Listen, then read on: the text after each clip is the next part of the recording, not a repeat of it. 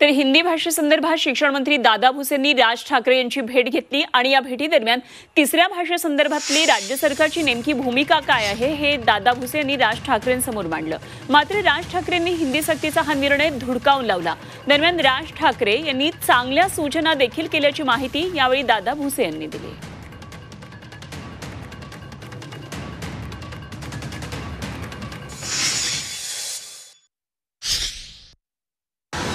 शासनाच्या वतीने आपल्या राज्याच्या विद्यार्थ्यांच्या हिताच्या दृष्टिकोनातून काय काय मुद्द्यांवर आधारित आम्ही हा निर्णय केला ते आम्ही त्यांच्यासमोर ठेवलेला आहे।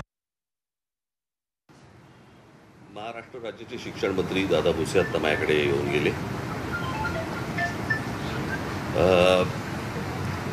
त्यांची भूमिका त्यांनी सांगण्याचा प्रयत्न केला। जी संपूर्ण भूमिका मी पूर्णपणे फेटाळून लावली आणि आम्हाला ते मान्य नाही म्हणून सांगितलं। कोणत्याही प्रकारे ते जे काही दाखले देत होते त्याच्यामध्ये देखील खरं तर 5वी पासून नंतरच या सगळ्या गोष्टींचा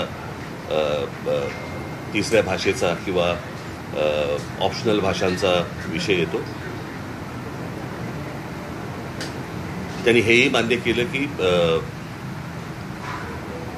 राष्ट्रीय शिक्षण धोरण जे आहे त्याच्यामध्ये देखील अशा प्रकारची कुठचीही गोष्ट समावेश केलेला नाही आहे। त्यांनी ते राज्यांवरती टाकलेली गोष्ट आहे आणि राज्यांवरती टाकलं असताना हे का करतायत किंवा ह्यांना का करायचं आहे मी हे अजून अनाकलनीय आहे।